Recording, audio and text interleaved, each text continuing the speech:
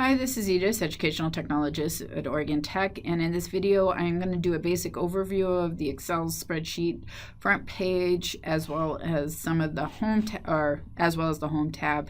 So I just wanted to kind of go over what you're seeing on the front page here. Your quick ribbon toolbar, your regular ribbon, your tabs, the name of the document, who's owning the document.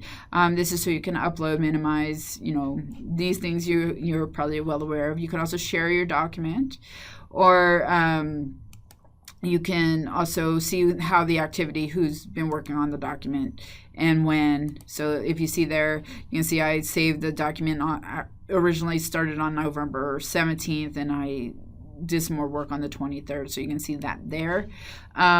You can see that it's ready. I actually have a error message going on here, so we'll go over that in just a minute. And this is if you want to create a macro, and we'll go over that in another video.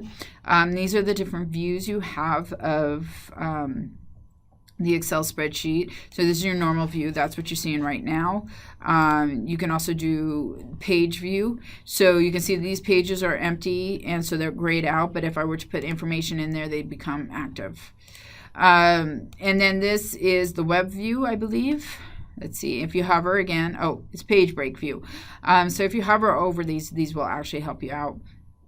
And I can actually drag that out a little bit, and then I can see the different pages that are available. Maybe I have more information written on those, so that's where I would find that at. Most people will work in the normal view.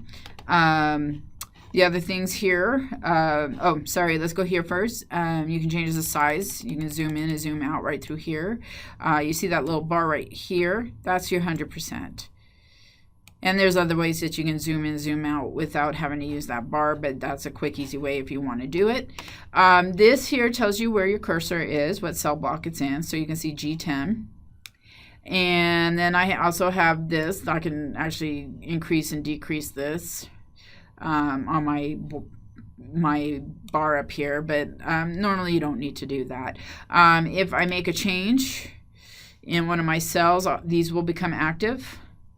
And I can either choose to say cancel. I didn't mean to put a 2 there, so I can do an X, or I could check it and say, yeah, I did mean to do that. Or I can also insert a function, but I'm going to put an X because I didn't mean to do that. Now, when you come back down here, you can add a new sheet. You can add as many sheets as you want to this workbook.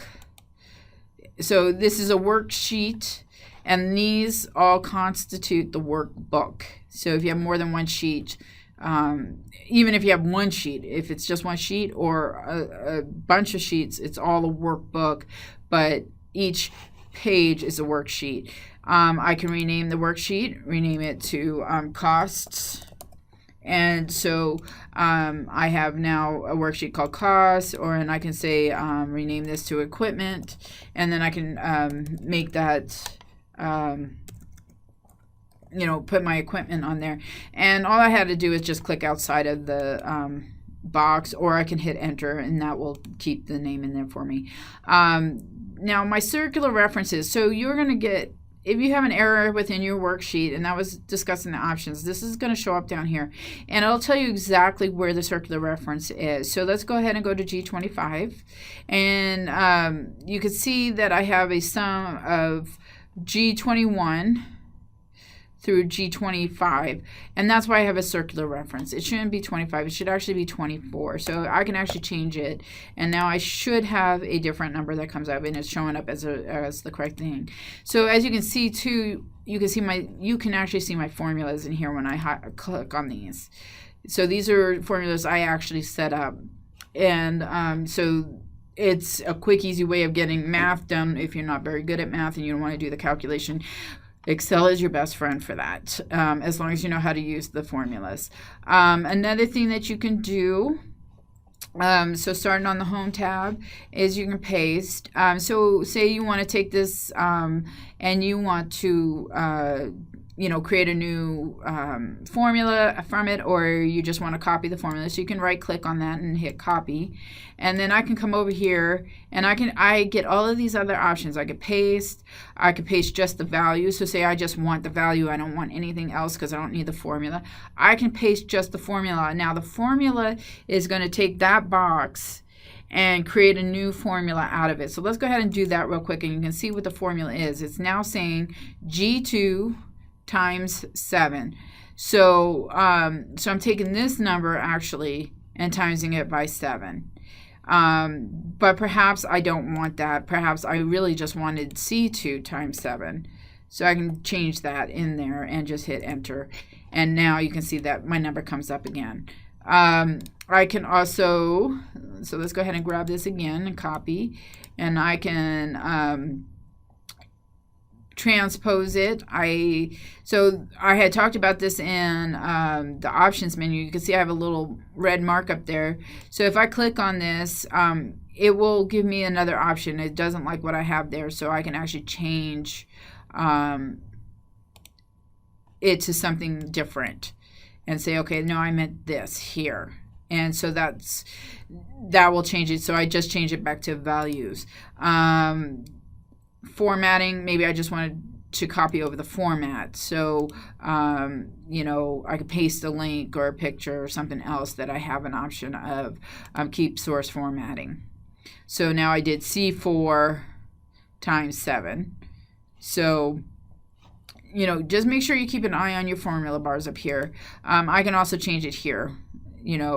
All of these things here. I can just change them any which way I want to do if I don't like the way it is, or I could just create a new formula. Let's go ahead and clear those right now. So I can actually clear contents. Again, your right menu is quite extensive. It gives you almost everything up here available. These are going to be quick ways to get to the information that is available in these toolbars up here. Again, your fonts, Calibri, I have it at 11. You can change it up to 12 by clicking here or here. So I even have the option of changing it here.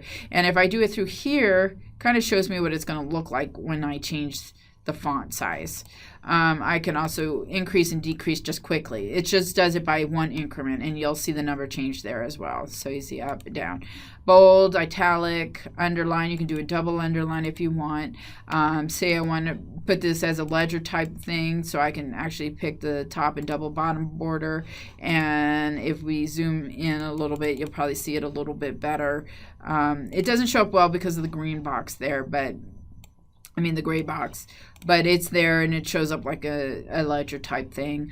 I can change the color of the font, or I can change the color of the box. Say I want to highlight them all green, just the totals in green. I can do that as well. Let's go ahead and do this. I can change where the location of if I have a huge file amount of information here in this box here, I can actually change where this shows up. You have top, bottom, and middle. I can change alignment. So let's go ahead and take off the $sign because that'll confuse it if I let's just change it to a comma. If I don't do that, let's see if it'll allow me to do this. No, it doesn't. So let's go here, actually, because I want to do some more work with this anyway. So let's go ahead and bring this open real quick, and I can go left, I can go middle, I can go right, and go back to the left. I can actually change the alignment. I can change it that way. I can also go in here, and I have another option to do it this way. I change it around that way and say okay, and I could do it that way. So there's, you could change those. I want it vertical versus horizontal. However you want to do it. And if it's something you don't like, you can always just say, I want it general, distributed. So, okay, let's see if that changes it back. It didn't change it back, but that's okay. So what we could do is actually just say, take that off. Okay, so anytime that you have something that you don't want, a lot of times you can change it to just unclick it. You can also indent, right? You know, I can go in here and I can just indent it. It's quick and easy. But one of the things I would like to do perhaps is maybe I want to merge, wrap my text. And so you can see now I can see the whole thing instead. So even if I squeeze it even more, let's go back here, it's going to merge again. So you can see that I have it again, that it's even smaller. And then that's where you can see I can change this as well, where it kind of lines up maybe a little bit better. The other thing I can do is say I want to merge this across, I want to merge and center across the two, these two fields. So I could do it that way, or I can do just merge across, and merge across will just move it. It'll keep the information on the left, but these two will now be merged, and I can add more information if I want, you know, just add some more dots in there. And so it just stays there too. Or I can merge all the cells, same principle as the merge across. But if you saw when I was putting in extra dots, this moved over a little bit more. Whereas I think in here, if I put in more dots, it's just going to stay to the left.